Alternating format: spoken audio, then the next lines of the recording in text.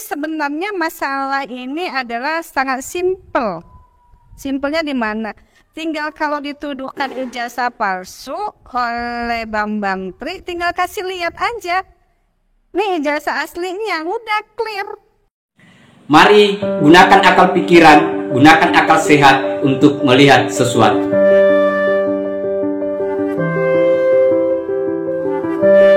Assalamualaikum warahmatullahi wabarakatuh. Salam sejahtera untuk kita semua, salam demokrasi dan salam pluralisme.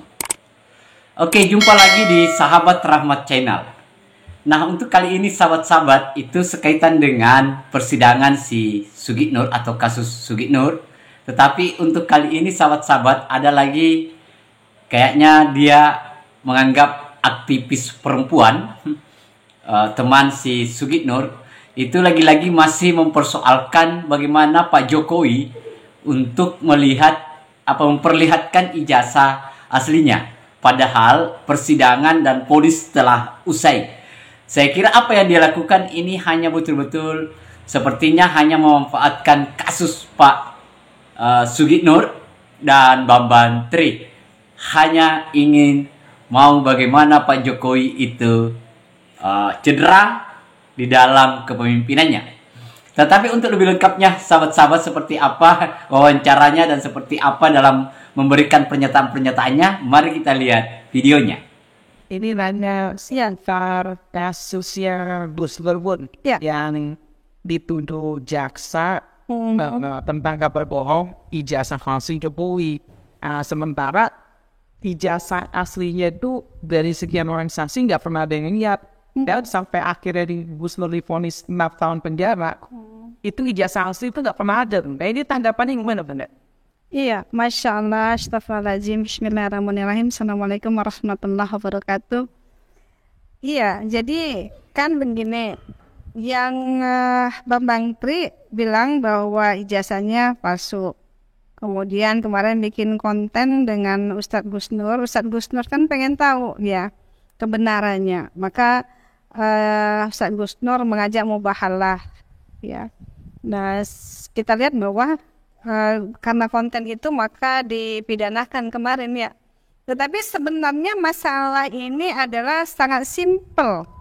Simpelnya di mana?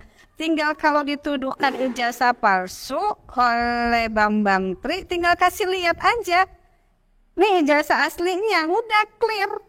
Bahwa apa yang dituduhkan oleh Bambang Tri itu adalah tidak benar. Dengan apa? Ditunjukkan ijazah aslinya, selesai. Sangat simpel sebenarnya, iya.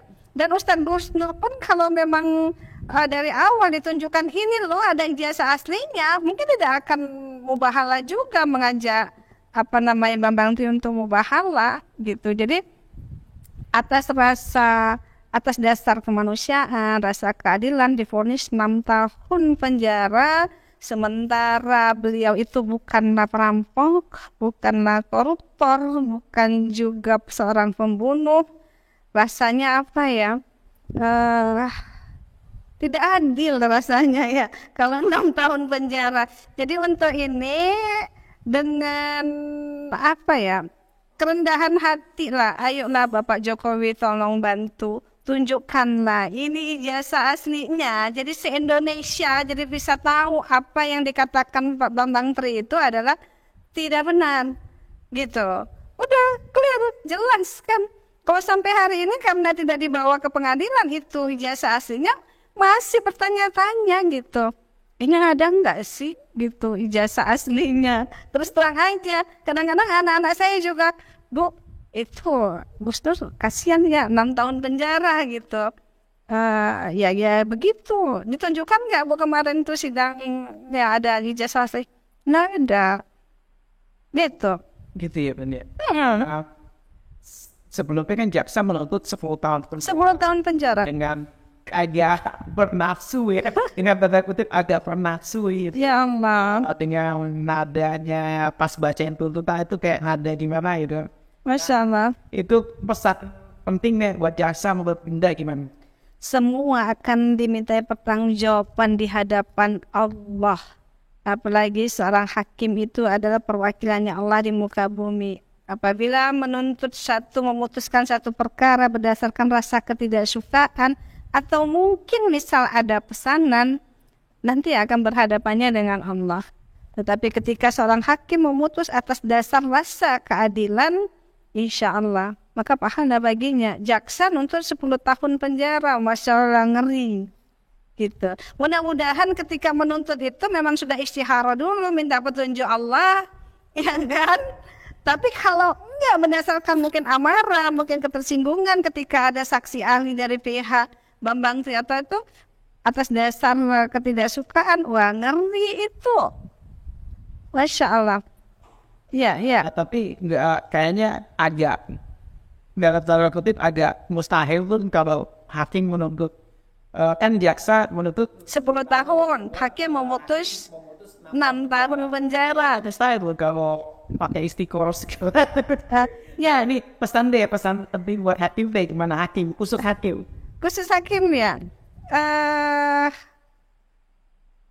Coba muhasabah lah ya. Mudah-mudahan apa yang telah diputuskan kemarin itu hakim dan Allah lah ya, bahwa kita tahu segala kebaikan itu akan kembali ke diri kita. Sebaliknya, keburukan juga akan kembali kepada kita.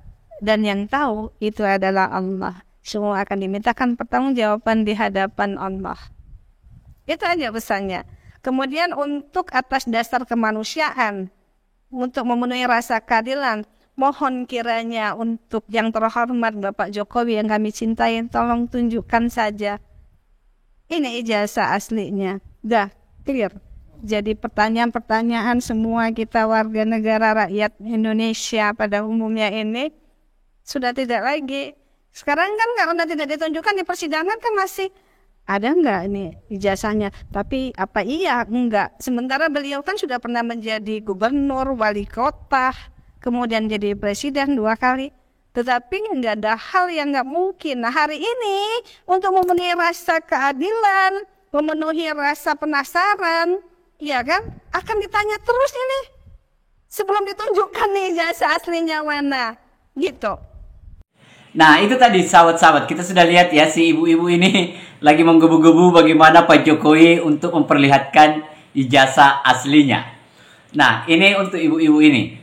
Yang pertama bahwa putusan telah usai 6 tahun itu artinya sudah sah bahwa si Sugitnur terbukti dengan kuat dia melakukan penyebaran berita bohong.